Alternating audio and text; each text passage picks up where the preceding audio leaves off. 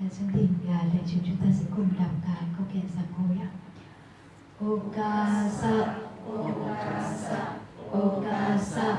kaya kama, wachi kama, mano kama, sapadosa. Vì mong muốn tránh khỏi tất cả những lỗi lầm do thân nghiệp hành động, do khẩu nghiệp nói năng, do ý nghiệp suy nghĩ đã phạm đến Tam Bảo, Đức Phật Bảo cao thượng,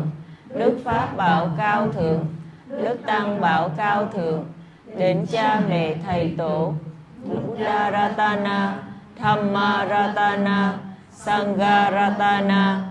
Con thành kính đảnh lễ ngôi Tam Bảo cao thượng cùng cha mẹ thầy tổ.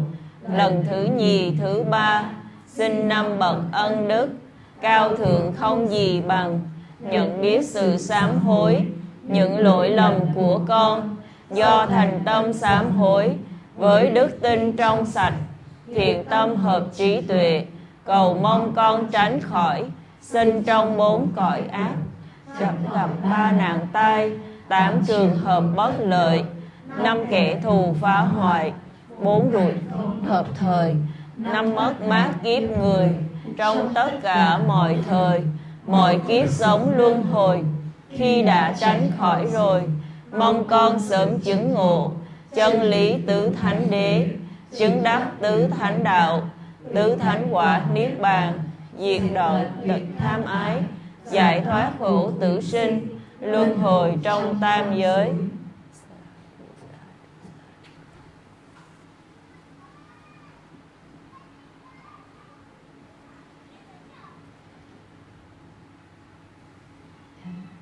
Xin mọi người Pali theo để mọi người thuộc cách câu tụng Pali xin năm giới ạ. Bante Tisaranena saha Panchasilang Dhammang yachami Anugaham kattva Silang deta Me bante Tutiyampi Aham bante Tisaranena saha Panchasilang Dhammang yachami Anugaham kattva Silang deta Me bante Tatiyampi Aham bante Tisaranena saha Panchasilang Dhammang yachami Anugaham kattva Silang deta Me bante. Kính bạch ngài đại trưởng lão, chúng con xin thọ trì pháp quy y tam bảo và ngũ giới để vâng giữ hành theo. Lần thứ nhì, lần thứ ba,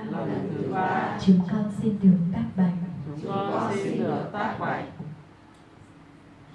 Mahawadami Dawadita Bante Namo Tassa Bhagavato Arahato Sama Sambuddhassa Namo Tassa Bhagavato Arahato Sama Sambuddhassa.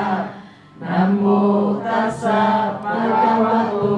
Arahato Sama Sambuddhassa.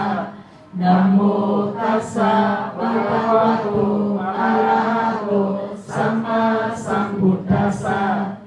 Buddham Saranam Gacchami Buddham Saranam Gacchami Dhammam Saranam Gacchami Dhammam Saranam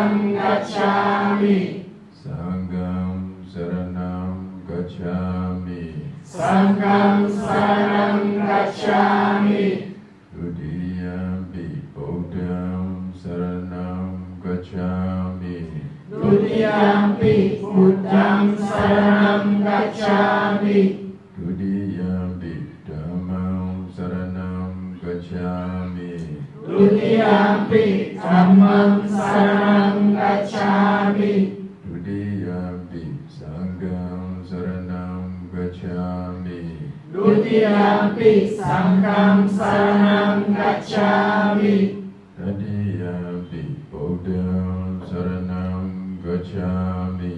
Tatiyampi Buddham Saranam Gacchami Tatiyampi Dhammam Saranam gacchami Tatiyampi Dhammam Saranam Gacchami Tatiyampi Sangham Saranam gacchami Tatiyampi Sangham Saranam Gacchami Isarana Gamana Paripurna Amabhante Anadipata Panatipata Viramani Veramani Sikkhapada Sikkhapadam Samadhiyami Samadhiyami Adina Dana Adinadana Viramani Veramani Sikkhapada Sikkhapadam Samadhiyami Samadhiyami Kamesu Mesachara Kamesu Mecchachara Viramani Veramani Sikkhapada Sikkhapadam Samadhiyami Samadhiyami Musawada Musawada Viramani Veramani Sikkhapada Sikkhapadam Samadhiyami Samadhiyami Surameraya Surameraya Bhajya Majja Pamadatthana Pamadatthana Viramani Veramani Sikkhapada Sikkhapadam Samadhiyami Samadhiyami Appamadina Sampaticha Amabhante Sadhu, sadhu,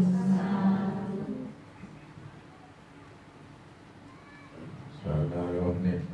1569ခုနှစ်ပြည့်တဲ့2026ပတ်လ28ရက်စနေနေ့